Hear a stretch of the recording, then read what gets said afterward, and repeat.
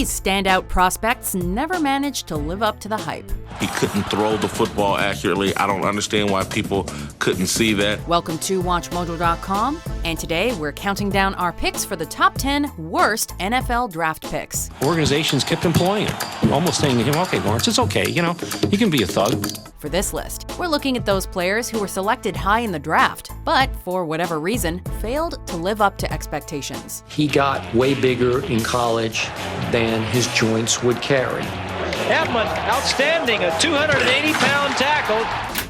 Number 10, Tony Mandarich. He was a good player for a period of time in Indianapolis, but initially with Green Bay, he was a major disappointment. The Green Bay Packers took Mandarich with the second overall pick in the '89 draft, overlooking future Hall of Famers Barry Sanders, Derek Thomas, and Deion Sanders. You're not supposed to be as strong as I am. You're not supposed to be as fast as I am. You're not supposed to be as good as I am. Analysts and scouts pegged Mandarich as a blue-chip prospect who would become an elite NFL offensive lineman, with Sports Illustrated going so far as to call him, quote, the best offensive line prospect ever. Everybody had him rated the highest lineman they've ever graded. It wasn't like 1, 2, 3, 4 guys like, oh, those foolish Packers. Everybody. Sadly, problems with attitude and substance abuse prevented him from reaching his full potential.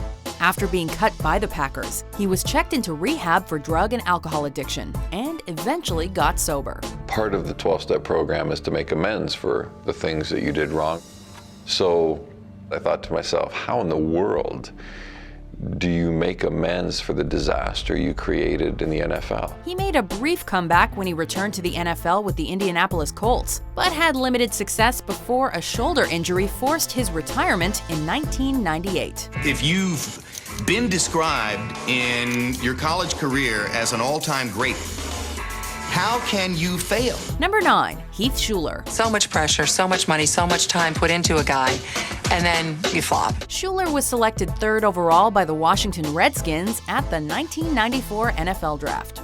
The franchise had a rough time since their successful run in Super Bowl 26, so Shuler was brought in to rejuvenate the team in the quarterback department. However, he was eventually replaced by 7th-round selection Gus Frerotte. Despite signing a 7-year deal with the Redskins worth over $19 million, Shuler only lasted 3 seasons in Washington and started only 18 games in that span. At the next level, he was having trouble adjusting to defenses and actually learning offenses. In his career, he passed for only 15 touchdowns and threw 33 picks. Throwing that many interceptions in such a short career would almost be impressive if it weren't so disappointing. Redskins have made some bad choices over the years, but this was one of the worst. Number 8, Ki-Jana Carter. With the first pick in the draft, the Cincinnati Bengals have selected running back from Penn State, Ki-Jana Carter. A promising prospect and incredibly talented running back with Penn State at the college level, Carter finished 2nd in votes in the 1994 Heisman Trophy race. The Bengals traded with Carolina for the first pick in the 1995 draft just to have Carter on their squad, and offered him an unprecedented $19 million deal with a $7 million signing bonus, setting the NFL record at the time for a rookie contract. As you can probably guess, the Bengals' hefty investment did not pan out, however, and Carter was cursed with the injury bug throughout his short career. He was someone that just got hit by the injury bug and couldn't shake it. It was like one injury after another injury. He missed his entire rookie season due to an injury sustained in a preseason game, and ended up starting just 14 games in his 5 seasons as a Bengal. You look at the draft and say, oh, well, look at that guy. Look where he was taken, and he never made it. But in fairness to him, it wasn't his fault. Number 7, Courtney Brown. First choice in the NFL draft, the Cleveland Browns select Courtney Brown. Who? Courtney Brown? As a Penn State Nittany Lion, Brown set the then NCAA record for career sacks with 33. And a tip by Courtney Brown and intercepted. Can Breeze get to him? No. Touchdown, Courtney Brown. When the Cleveland Browns selected him with the 1st overall pick, what they expected was the record-shattering pass-rushing powerhouse they saw in the game film from his college days. In reality, they ended up with an injury-prone bust who only managed 17 sacks wearing a Browns uniform. For raw talent, he was one of the quickest defensive ends I saw, and unfortunately with the injuries, we never had a chance to see the sustained quickness. His career ended a year after he left the Browns to join the Denver Broncos, where he played in 14 games and recorded just 2 sacks before calling it quits. He doesn't have that intensity, that drive, that will to dominate football games with the God-given talent that he clearly still has. Number 6, Tim Couch. The Cleveland Browns selection is from the University of Kentucky, quarterback Tim Couch. The Browns selected Couch with the first overall pick in the 1999 draft and expected him to help build the franchise into a bona fide playoff contender. But with a mediocre offensive line protecting him, Couch's career was plagued with injury upon injury. He came to an expansion football team that was going to suffer for a while, and I think the fact that Tim got beat up certainly caused him to lose some of his confidence. He started all 16 regular season games in only one of his 5 seasons as a Cleveland Brown. Couch dropping, throws, it is intercepted! Even with a healthy Couch at the helm for all of those games, the Browns missed the playoffs and could only muster a 7-9 record. When he got to the NFL and the game became a bit more sophisticated, he just did not have the wherewithal to deal with that. Despite the occasional spark of brilliance, Couch never managed to reach the level of play expected of him and was cut by the Browns in 2004. I really like playing in Cleveland. I think they got a great organization. They got a great coach that's specialized in dealing with quarterbacks, and I think I could really benefit. Number 5, Lawrence Phillips. On the field, Nebraska's running back Lawrence Phillips was all but unstoppable. Off the field, he was, well, all but unstoppable. After a number of teams passed on Phillips in the 1996 draft due to his college-era off-field issues, the talented running back prospect fell to the Rams, who took him with the 6th overall pick. You bring him in, and you want your city to embrace him, when in fact they should be picketing. Unfortunately for both the Rams and Phillips, those same off-field issues that plagued his college career followed him to the pros. He spent 23 days in prison while still a member of the Rams organization, and was eventually and unexpectedly released by the team after a dispute resulting from his demotion to second-string running back. He got second chances, he got third chances. People were always trying to help him.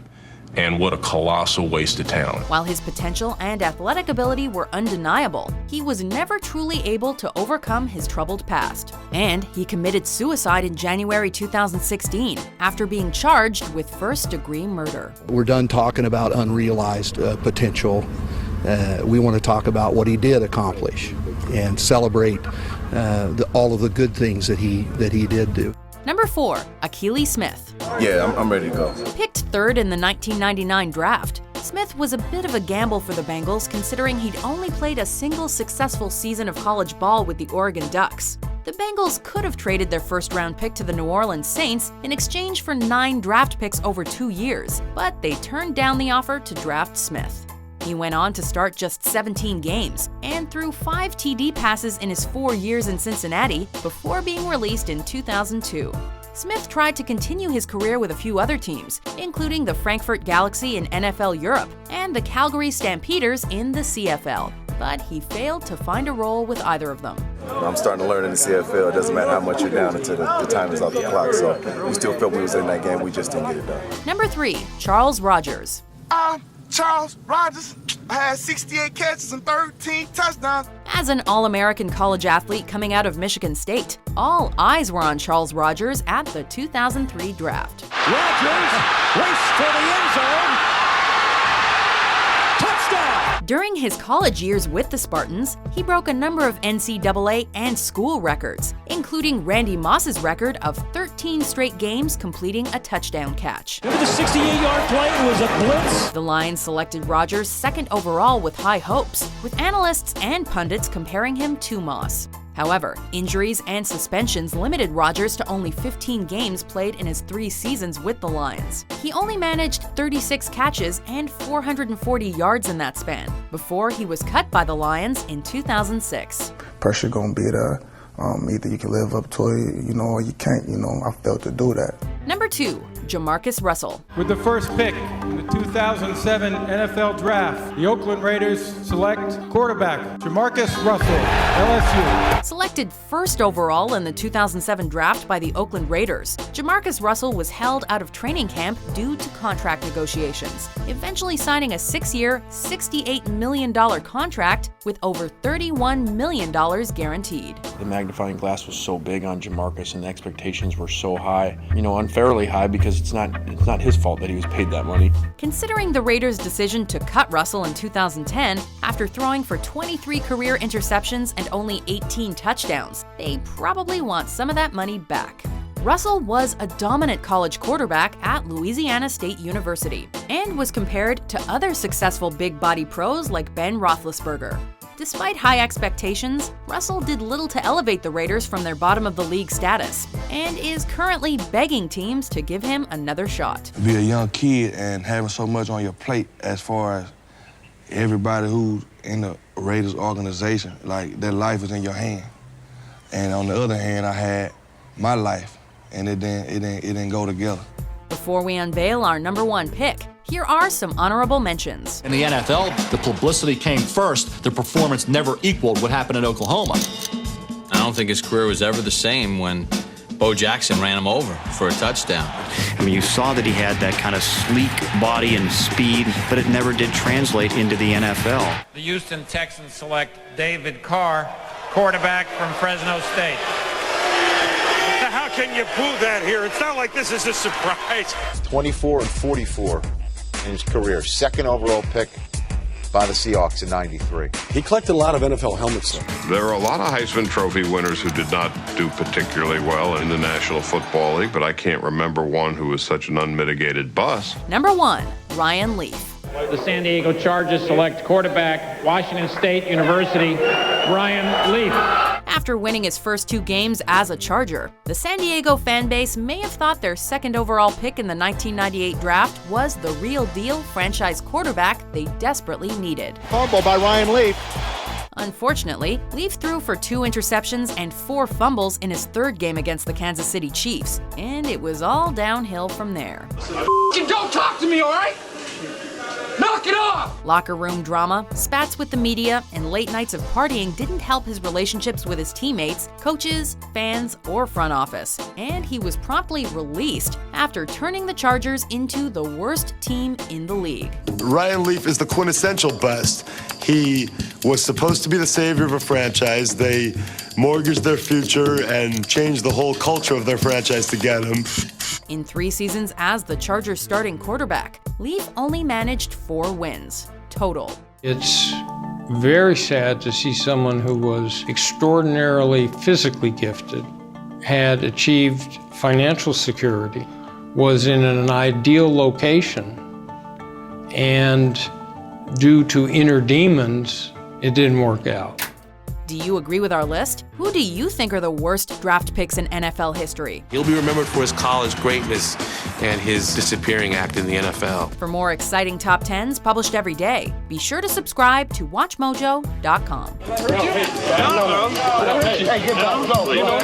No. You heard me, you heard all the fans. You got no commitment.